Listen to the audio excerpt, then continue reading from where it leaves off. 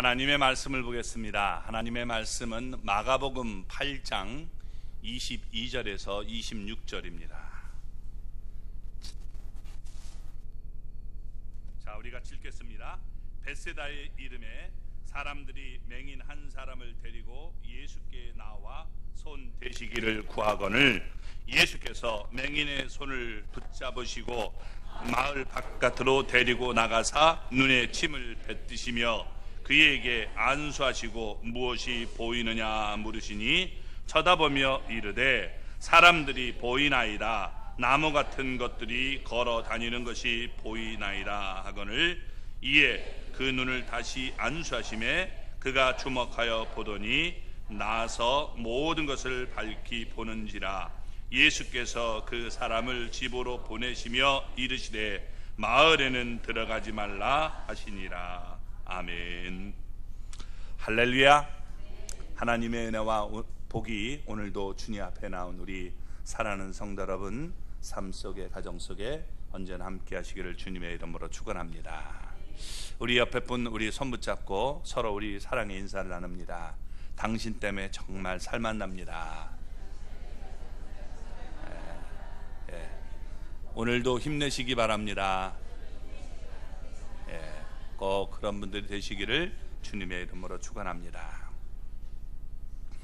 예수님은 제자들과 함께 배를 타고 갈릴리 호수 북동쪽에 있는 벳세다로 향했습니다.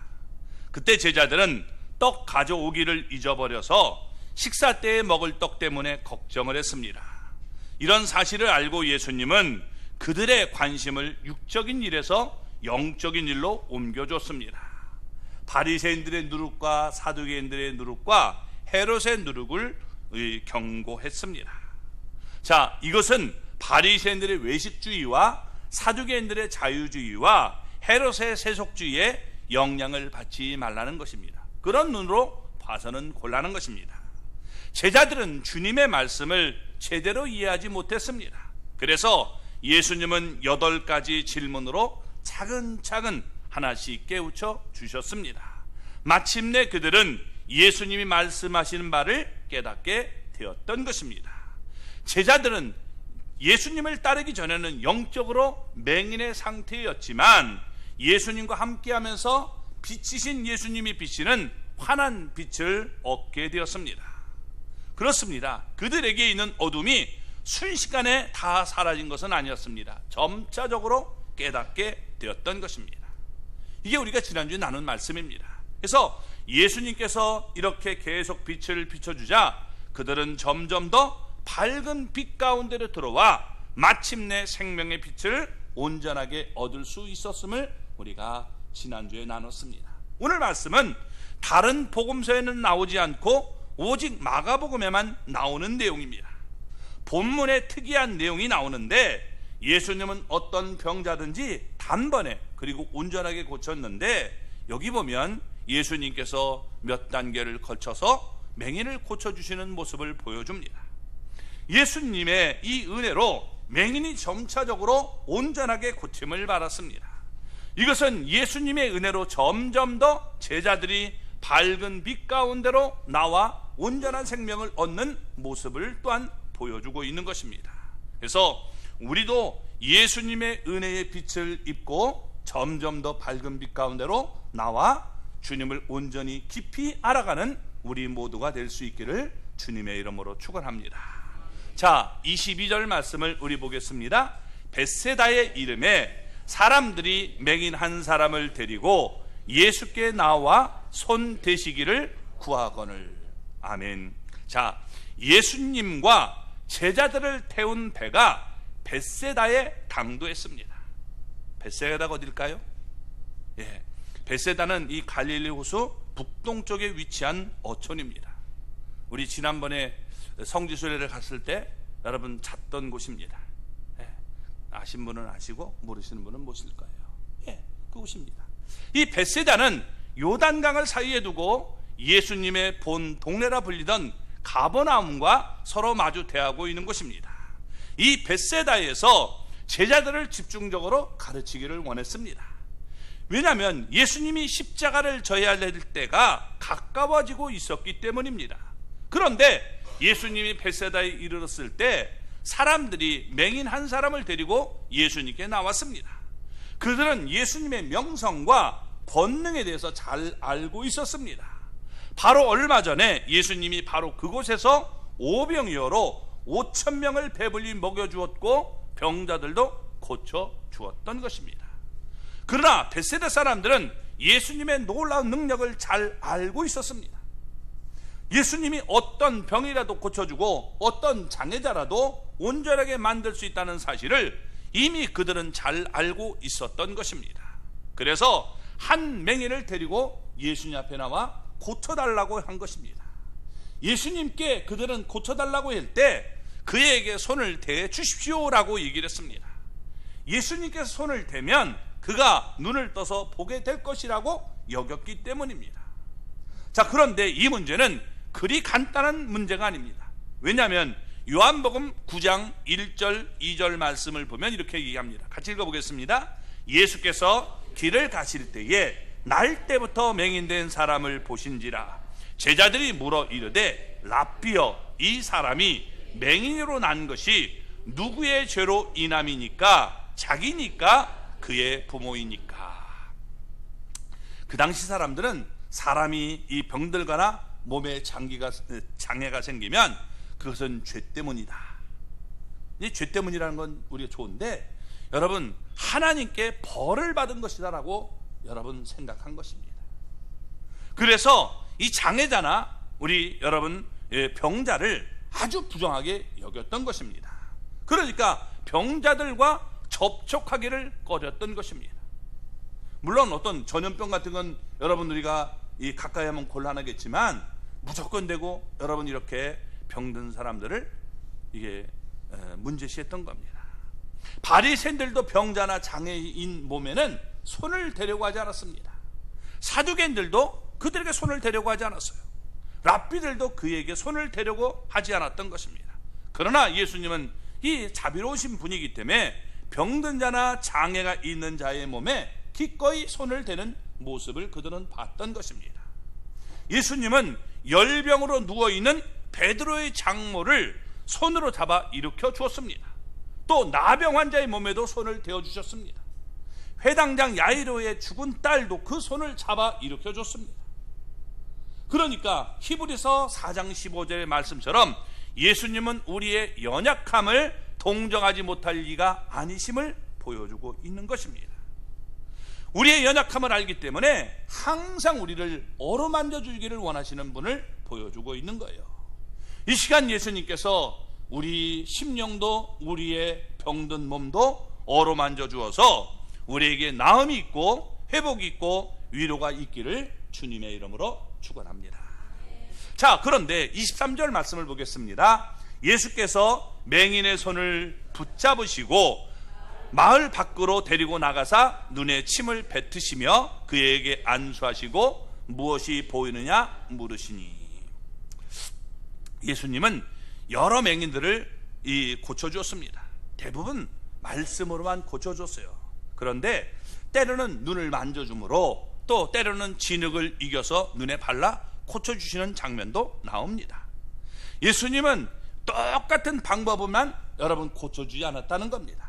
이것은 그만큼 그들의 개인을 소중하게 여러분 여겨서 치료해 주시는 모습을 보여주고 있는 겁니다.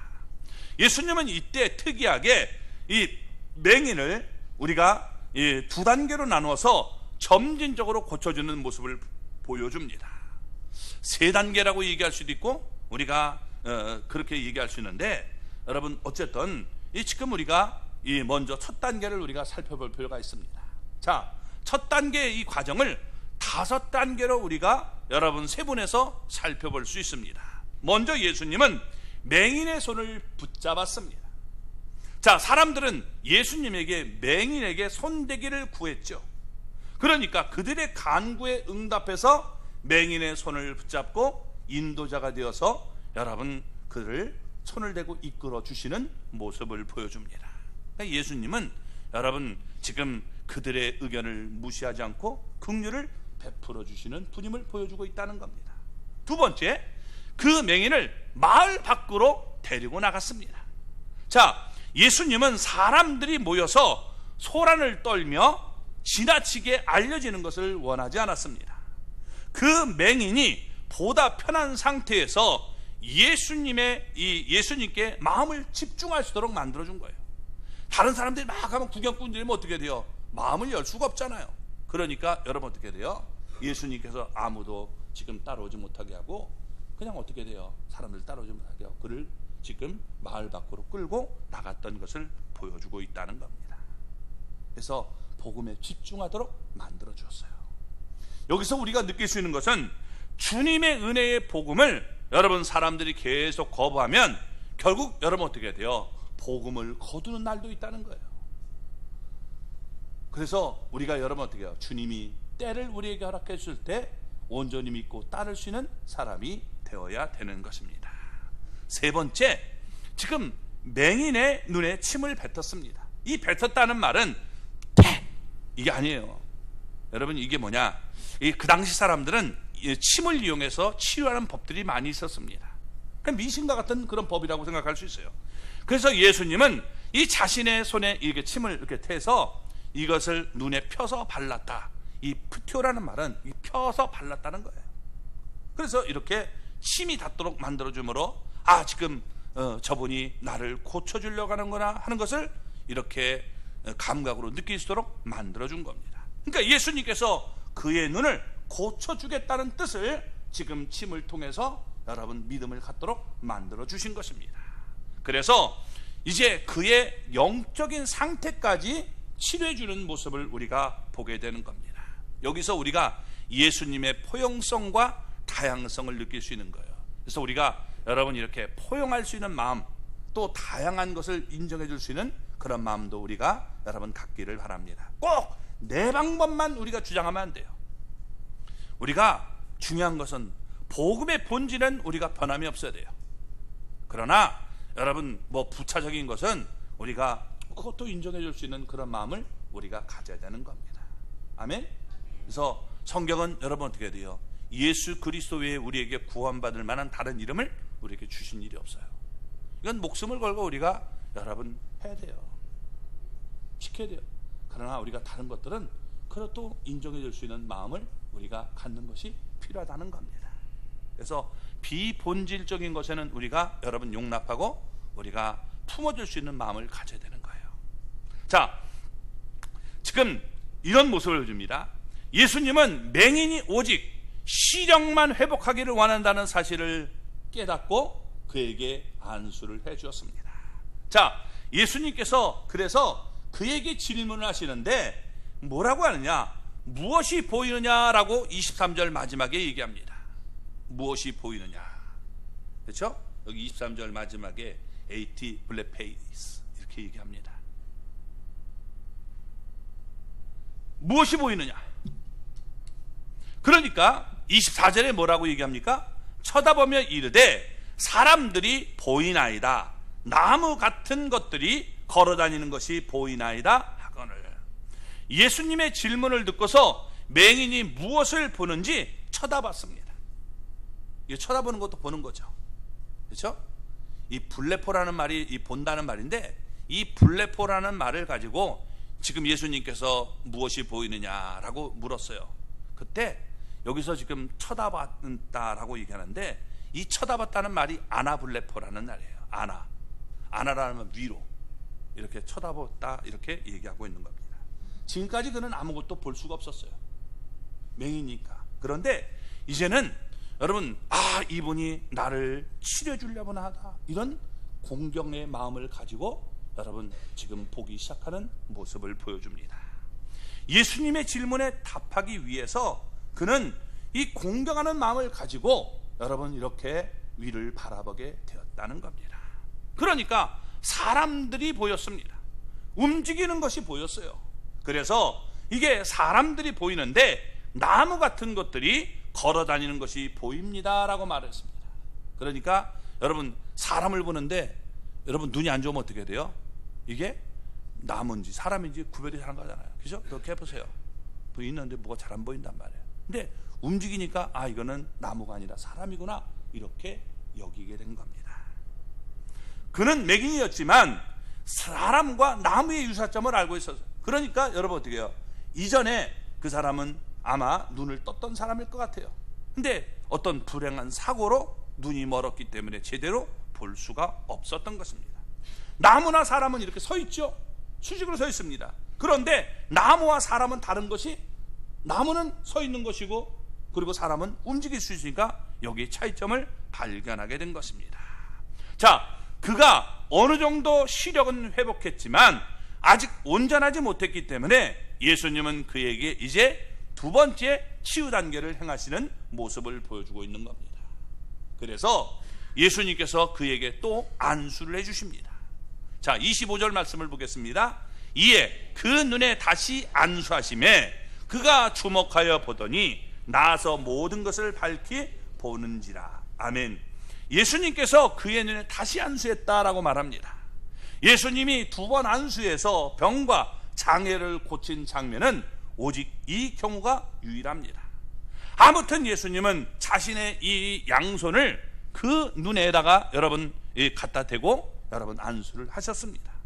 그리고 다섯 번째, 예수님은 그에게 무엇이 보이느냐라고 물었습니다. 무엇이 보이느냐? 자, 예수님은 전지전능하신 하나님이십니다. 그가 무엇이 보이는지 몰라서 물었을까요? 아닙니다. 그가 나와서 이제 모든 것을 밝히 보고 있다는 것을 지금 사람들에게 알려주기 위해서 무엇이 보이느냐라고 물었던 것입니다. 예수님은 그 맹인을 불완전한 상태로 세상 가운데 내보내지 않았던 것입니다. 온전하게 볼 수 있도록 고쳐서 보내는 모습을 보여줍니다. 그래서 예수님의 은혜와 구원은 언제나 완전하다는 것입니다. 여러분, 하나님의 구원은 완전한 거예요. 아멘. 그런 단계에 우리가 나갈 수 있기를 주님의 이름으로 축원합니다. 자, 이 맹인이 보게 되는데 이 보게 되는 단계를 우리가 크게 여러분 세 단계, 더 나가면 네 단계라고 우리가 할 수 있는데 그렇게 우리가 볼 수 있어요. 자, 블레포라는 단어가 맨 처음에 쓰였다 그랬죠. 예수님이 무엇이 보이느냐? 그렇죠? AT 블레페이스 이렇게 예수님이 물었습니다. 그때 그가 이제 쳐다봤습니다. 이 쳐다봤다는 말이 아나블레포라는 단어예요. 아나블레포. 아나라는 말이 위로, 그리고 블레포라는 말은 봤다는 거예요. 그러니까 단순히 이전에는 봤지만 이제는 이분이 나에게 사랑을 갖고 있구나, 나에게 관심을 갖고 있구나 이러면서 공경하는 이런 태도를 가지고 마음으로 눈을 들어서 보게 되었음을 보여주고 있는 겁니다. 사람들이 여러분 믿음을 갖게 되는 이 단계 가운데 하나가 뭐냐면 어떻게 두렵고 떨리는 그런 마음으로 보는 단계가 있어요. 미신적인 단계라고 이해할 수 있죠. 그렇죠? 그래서 뭐 이렇게 우러러보는 그런 단계가 있음을 얘기합니다. 두 번째, 주목해서 봤다라고 얘기합니다. 이게 뭐라고요? 아블레포가 아니라 디아블레포예요. 뒷자가 왜 빠졌네? 디아블레포.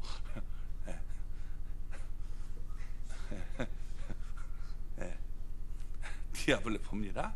디아라는 말은 뭐냐면 통하여, 꿰뚫어 이런 뜻가 있는 거예요. 그래서 여러분 이 디아블레포, 그러니까 이게 뭐냐면 통찰력을 가지고 꿰뚫어 봤다는 거예요. 자, 단순히 옛날에는 쳐다봤지만 이제는 눈을 크게 뜨고 집중해서 아주 꿰뚫어 이렇게 여러분 통찰력을 가지고 봤다라고 얘기하고 있는 겁니다. 그러니까 여러분 이런 철학적인 그런 모습을 갖고 있는 계몽적인 모습을 여러분 볼 수 있는 거예요. 그리고 세 번째가 모든 것을 밝히 보았다. 엠블레포 이렇게 되어 있습니다. N이라는 단어가 헬라어에서 N, 이 아내라는 말과 같은 말이에요. N. 그래서 이렇게 보게 됐다는 겁니다. 자, 이게 뭐냐? 이제는 주님 안에서, 말씀 안에서, 성령 안에서 여러분 그가 보게 됐음을 우리에게 보여주고 있는 거예요. 그러니까 그는 이제 가까운 것도 볼 수 있고 멀리 있는 것도 볼 수 있는 모습이 된 겁니다. 그래서 이제 서 있는 것도 걸어 다니는 것도 무엇인지 정확하게 구별할 수 있는 모습이 됐던 것입니다. 그래서 이제는 더 이상 사람을 걸어 다니는 나무와 같은 것으로 보지 않았다는 것입니다. 예수님은 이런 모습을 통해서 앞에서는 뭐 두 개로, 우리가 크게 보면 여기서 또 보는 걸로 할 때는 세 단계로 우리가 여러분 나누어서 점진적으로 맹인을 고쳐주는 모습을 보여줍니다. 이제 맹인의 두 눈은 완벽하게 고쳐졌습니다. 예수님은 그에게 새로운 두 눈을 창조해 주었기 때문입니다. 그래서 맹인의 두 눈이 완벽한 시력을 갖출 수 있게 된 것입니다.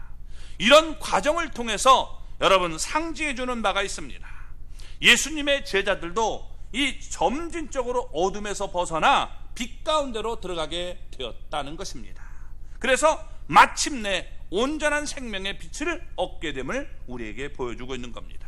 그래서 본문 뒤에 여러분 29절에 보면 예수님의 제자들은 베드로의 입을 통해서 예수님에게 자신의 신앙을 여러분 고백하는데 주는 그리스도십니다 라고 고백을 합니다. 그래서 우리가 여러분 예수님을 믿는 우리가 단계가 있는데 맨 처음에는 뭐예요? 우리가 그냥 주님을 공경하는 또 두렵고 떨리는 마음속에서 미신 같은 마음으로 와요. 그러다가 이제 예수님을 우리가 조금 우리가 깊이 보면 아, 예수님이 나의 구세주가 되시는구나 하는 것을 우리가 깨닫게 되죠. 그렇죠? 그래서 예수님이 나의 모든 죄를 짊어지시고 죽으셨다, 그렇게 우리가 느끼게 되는 겁니다. 그걸로 끝나면 안 돼요. 우리가 더 나아가서 어떻게 돼요? 예수님은 나의 주인이시다, 그분은 하나님이시고 나는 그분의 뜻에 순종하고 따르는 그분을 위해서 인생을 이제 내가 살겠다, 이런 마음으로 우리가 나아갈 때 여러분 온전한 우리가 믿음을 갖게 되는 거예요. 많은 사람들이 잘못되는 길에 빠지는 게 뭡니까? 예수님을 구세주로 알아요. 그리고 어떻게 해요? 이제는 제멋대로 살아요. 이게 구원파죠. 그렇죠? 그러니까 여러분 어떻게 돼요? 이게 죄진 인생들이 되는 거예요. 예수님이 나를 구원한다, 이제부터는 나는 구원받았으니까 내 마음대로 살자. 이건 여러분 온전한 게 아니에요. 우리가 하나님 앞에 밝은 빛 가운데로 들어갈 수 있는 사람이 될 수 있기를 바랍니다. 이제부터는 주님께서 나에게 이런 큰 은혜와 사랑을 베풀었으니 나도 이제는 주님을 위해서 내 인생을 드리겠다, 이런 마음을 우리가 갖고 살아갈 수 있는 사람이 되어야 되는 것입니다. 자, 예수님은 자신이 이제 얼마 후에 십자가에 달려 돌아가실 것을 말씀했습니다. 그러자 이 어둠 가운데 있는 여러분 제자들은 예수님을 붙들고 항변합니다. 그래서 베드로는 예수님께 크게 야단을 맞습니다. 또 예수님은 이 자신의 죽음에 대해서 말씀을 하십니다. 이 9장에 넘어가면 이제 나오게 되는데 우리가 다음에 이제 계속 나올 겁니다. 그러자 예수님의 제자들은 그 말씀을 깨닫지 못하고 묻기도 여러분 두려워하는 모습을 봅니다. 왜냐하면 여러분 예수님께 또 이게 얘기했다가 크게 책망받을 것이 겁나니까 여러분 어떻게 해야 돼요? 이게 그냥 두려워만 하고 묻지도 못하는 모습을 9장 32절에서 말씀을 합니다. 이와 같이 예수님의 제자들은 예수님을 그리스도로 보기는 했지만 그들은 예수님의 모습을 온전히 보지 못했던 것입니다. 그들은 예수님에게 그리스도의 능력은 맞습니다. 그리스도로서 고난당에 대한 모습을 보지 못했고 예수님께서 여러분 부활하시고 또 승천하시는 그런 모습은 아직도 몰랐기 때문에 예수님이 사로잡힐 때 다 예수님을 버리고 뿔뿔이 도망칠 수밖에 없었던 것입니다. 그 부활하신 예수님이 그들을 찾아와 줬습니다. 그제야 십자가와 부활에 대해서 예수님의 말씀을 깨닫게 되고 예수님을 위해서 기꺼이 순교할 수 있는 그런 믿음의 삶이 되었던 것입니다. 지금 우리의 영적 수준은 어디에 있습니까? 우리가 주님 앞에 나오는 목적이 뭡니까? 많은 사람이 있지만 여러분 수준이 있다는 거예요. 우리가 그냥 교회 나와서 위로의 말씀, 치유의 말씀, 축복의 말씀만 여러분 듣기를 좋아하지 않습니까? 이건 여러분 우리가 영적으로 우리가 볼 때 온전하지 못한 우리가 그냥 여러분 주님을 공경하는 그런 우리가 미신적인 그런 태도로 우리가 볼 수 있는 거예요. 그것으로 끝난다면 안타까운 거죠. 또 우리가 좀 더 들어가서 철학적인 것, 여러분 이상적인 말씀만 우리가 좋아하고 있지 않습니까? 그렇다면 아직은 기껏해야 나무 같은 것들이 걸어다니는 모습을 보는 수준, 여러분 철학적 수준에 우리가 불과한 것입니다. 십자가와 부활을 우리가 동시에 바라보고 여러분 예수 그리스도께서 나의 구세주가 되시고 주님으로 볼 수 있는 그런 완벽한 눈을 갖기를 주님의 이름으로 축원합니다. 이 믿음을 우리에게 여러분 가져야 됨을 주님은 말씀해 주고 있는 거예요.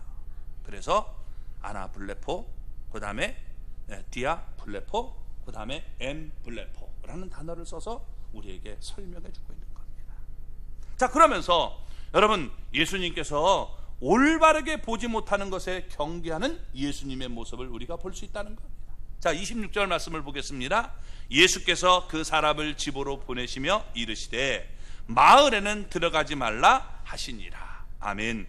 예수님은 맹인을 고쳐줬습니다. 예수님의 은혜로 그는 모든 것을 밝히 볼 수 있기 때문에 그를 집으로 돌려보냈던 것입니다. 그런데 예수님께서 그를 돌려보내면서 뭐라고 말합니까? 마을에는 들어가지 말라라고 말씀했어요. 이렇게 예수님이 말씀하신 의도가 무엇입니까? 예수님의 행한 일을 아무에게도 말하지 말라라고 말하고 있는 겁니다. 또 좋지 못한 사람들과 교제를 나누지 말라는 거예요. 믿음 뺏기지 말라는 거예요. 제자들에게 왜 예수님께서 이런 경고를 보냈을까요? 예수님께서 제자들에게도 이런 경고를 하셨음을 우리가 볼 수 있는 거예요. 우리가 은혜를 받으면요, 꼭 은혜를 여러분 이게 뺏어가는 악한 존재가 있어요. 우리 학생들이 이제 수련회 가서 은혜를 받았어요. 내가 정말 이제부터 믿음을 해야지. 근데 꼭 여러분 학교에서 그걸 딱 한순간에 무너뜨리고 까먹게 만드는 그런 악한 것들이 틀림없이 다가올 거예요. 그래서 여러분 그걸 다 쏟아버리면 너무나 안타까운 모습이 되고 마는 겁니다. 그래서 우리가 여러분 이런 우리가 잘못된 것에 우리가 속지 마시기를 주님의 이름으로 축원합니다. 직장에서도 그럴 수 있어요. 가정에서도 그럴 수 있어요. 그래서 우리가 받은 은혜를 우리가 한꺼번에 쏟아붓는 일이 없기를 주님의 이름으로 축원합니다. 자, 그러면 예수님께서 왜 그에게 이런 경고를 하셨는가 우리가 생각해 보기를 바랍니다. 지금 수많은 권능과 은혜가 베풀어진 이 벳세다 지역이지만 주님은 진정으로 바라는 것이 그들이 병 고치고 또 여러분 그들이 놀라운 능력을 보는 것이 아닙니다. 회개를 여러분 하기를 원하고 있는 겁니다. 그런데 그들은 회개하지 않은 지역에서 주님의 이 책망과 저주를 결국 받을 수밖에 없는 그런 모습이 되었던 겁니다. 마태복음 11장 여러분 21절 22절을 보면 예수님께서 이 지옥에서 벳세다 사람들이 당할 고통이 두로와 시돈 사람들이 당할 고통보다 더 크다라고 말씀을 합니다. 이 두로와 시돈은 이방 지역입니다. 이방 도시입니다. 그곳에는 이방의 신전이 있었습니다. 반면에 벳세다는 유대인들이 사는 마을이었습니다. 이곳에는 회당이 있었습니다. 그럼에도 불구하고 벳세다가 두로와 시돈보다 더 큰 심판을 받아야 되는 이유가 무엇입니까? 그 이유가 뭡니까? 우리가 앞에서 나눴던 얘기들인데 여러분 예수님은 벳세다에서 오병이어로 5,000명을 배불리 먹여줬습니다. 그들 가운데 있는 병자들도 다 고쳐줬습니다. 이 같은 놀라운 권능을 예수님이 보여주었지만 벳세다 사람들은 회개하지 않고 여러분 예수님을 영접하지 않았습니다. 반면에 마태복음 여러분 15장 21절 22절을 보면 예수님은 두로와 시돈 지방으로 가셨을 때 가난한 여자 하나가 예수님 앞에 나와 자기의 딸에게서 귀신을 내쫓아 달라고 간구를 했습니다. 예수님은 그 여자의 믿음을 시험하신 후에 그의 믿음을 칭찬하시면서 간구를 들어주셨던 것입니다. 그러니 심판의 날에 벳세다가 당할 이 고통이 두로와 시돈보다 더 큰 것은 당연할 수밖에 없는 것입니다. 맹인에게 그 마을로 들어가지 말라라고 명령하신 다음에 제자들과 함께 벳세다를 예수님은 떠나게 되는 것입니다. 그러니까 여러분 내가 끝까지 믿지 않으려고 하면 여러분 어떻게 돼요? 결국 심판이 임할 수밖에 없다는 사실을 우리는 알아야 되는 거예요. 그들의 마음속에는 예수님을 믿으려고 하는 마음이 조금도 없었어요. 결국엔 심판에 이를 수밖에 없는 거죠. 우리가 예수님을 믿게 되려면 먼저 마음이 열려서 그분을 공경하려는 마음을 가져야 돼요. 예수님, 이러면 여러분 이거는 우리가 잘못된 거예요. 마귀는 그렇게 만드는 거예요. 그래서 먼저 예수님을 공경하려는 마음 갖고, 그 다음에 내가 자꾸 여러분 꿰뚫어 생각해 보는 거예요. 철학은 여러분 내가 죄인이고 우리가 잘못된 것을 깨닫게는 만들어주지만 구원자가 누군지는 우리에게 말할 수가 없어요. 복음은 여러분 구원자가 누군지 알려주는 겁니다. 그래서 복음에는 구원이 있지만 철학에는 여러분 어떻게 돼요? 우리가 죄인까지 우리가 알 수 있어. 이렇게 흐릿하게는 볼 수 있어도 온전한 구원은 이룰 수 없음을 얘기해 주고 있는 거예요. 세상의 종교도 그런 거예요. 흐릿하게는 여러분 얘기해 주셔도 진정한 우리에게 예수 그리스도가 누군지를 우리가 보여줄 수 없다는 겁니다. 오직 복음만이, 말씀만이 여러분 그런 모습을 보여주는 겁니다. 그리고 지금 예수님께서 또 이렇게 말씀하신 데는 이 다시 난처한 입장에 처할 수 있기 때문에 그렇습니다. 주님이 사람들에게 그토록 숨기려고 했던 이유가 무엇입니까? 여러분, 이 사실 병고침을 받은 사람들이 이게 전파해서 많은 사람들이 나왔는데 예수님의 의도와는 전혀 다른 모습으로 사람들은 예수님을 받아들이길 원했어요. 예수님 병 고쳐주니까 저분은 우리를 병 고쳐주는 분, 그것만 압니다. 또 예수님이 능력을 행하시니까 막 이 오병이어 같은 걸 일으키니까 어떻게 돼요? 저분 능력을 우리가 힘입으면 로마 저것들 다 때려부술 수 있다. 그래서 정적인 메시아로 만들어서 그를 따르려고 하는 이런 모습을 보였던 겁니다. 그러니까 구원 사역과는 전혀 여러분 관계가 없는 일에 예수님이 끌려다닐 수밖에 없는 모습이 되고 마는 겁니다. 그래서 예수님은 이적을 행한 후에 종종 아무에게도 말하지 말라 라고 말씀하셨던 겁니다. 나병 환자를 깨끗하게 한 후에도, 또 회당장 야이로의 죽은 딸을 살린 후에도, 귀머거리를 고친 후에도 예수님은 이와 같이 경고를 했던 거예요. 왜 예수님이 그저 우리의 병만 고쳐주면 그게 구원자입니까?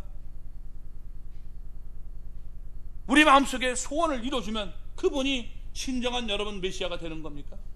아니잖아요. 우리의 마음속에서 자꾸 그런 것만 앞세우기 때문에 성경이 얘기하는 주님과 우리가 생각하는 주님은 너무 다를 수 있음을 보여주고 있는 겁니다. 사람들은 예수님을 고작 병이나 고쳐주는 분, 이적을 행하는 자로 여길 수 있습니다. 그러나 이것은 예수님이 바라는 바가 아닙니다. 예수님은 세상의 구세주로 오셨습니다. 따라서 복음에는 반드시 예수님의 여러분 이 죽음과 부활이 포함되어야 됩니다. 예수님은 우리의 죄를 용서해 주기 위해 오셨어요. 그래서 예수님은 우리의 모든 죄를 짊어지고 죽으셔야 될 겁니다. 십자가가 빠질 수밖에 없는, 십자가 빠져는 안 되는 거예요. 또 여러분 그것만이 되는 게 아니라 예수님은 어떻게 돼요? 여러분 십자가에 죽으시고 부활하셨습니다. 그래서 부활은 뭐냐? 여러분 그분이 하나님이심을 보여주고 있는 거예요. 모든 사람은 죽으면 부활할 수 없어요. 그런데 그분은 여러분 죄 없는 분이고 하나님이 되시기 때문에 로마서 1장에 뭐라고 합니까? 부활의 능력으로 그분이 하나님이심을 보여줬음을 우리에게 말하고 있는 거예요. 그래서 십자가 부활이 있기 전에는 온전한 복음이 될 수가 없는 거예요.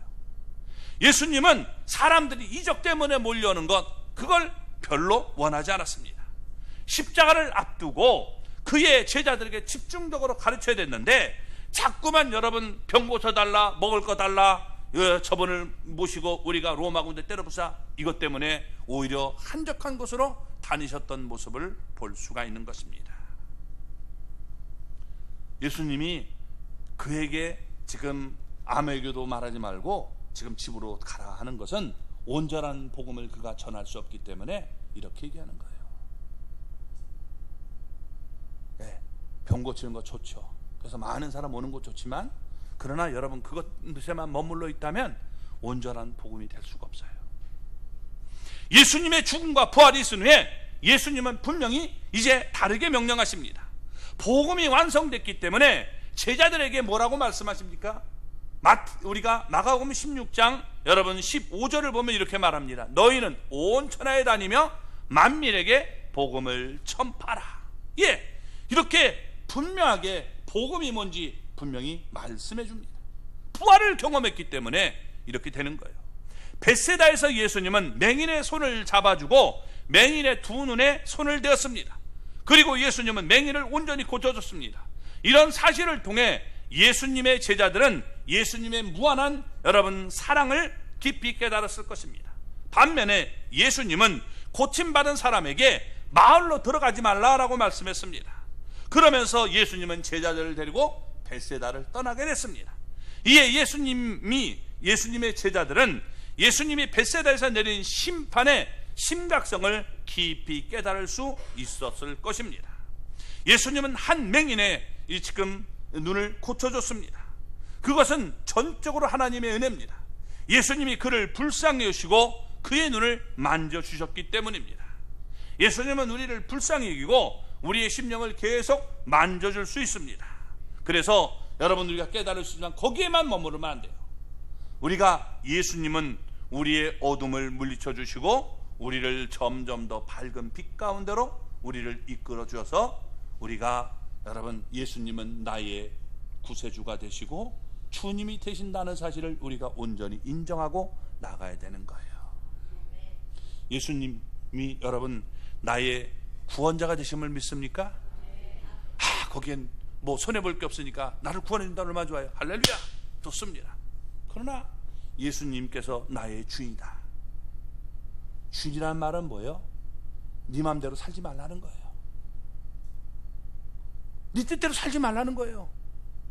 그게 주님을 주님이라고 인정하는 거예요. 그렇게 살기 원하십니까? 봐요, 소리가 작아지잖아요. 그러니까 교회 안에 여러분, 우리가 교회는 오래 다니고 할 수 있어도 정말 예수님을 내 삶 속에 주님이라고 인정하지 못하고 살아가는 사람들이 너무도 많을 수 있는 거예요. 온전하지 못한 우리의 신앙 상태죠. 근데 어떻게 돼요? 주님과 계속적으로 우리가 교제를 나누다 보면 정말 이분이 나의 주님이시구나.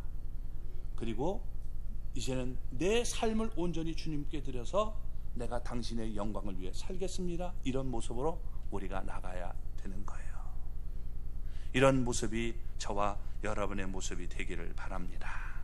그래서 우리가 빛된 여러분 삶을 사는 저와 여러분이 되기를 주님의 이름으로 축원합니다.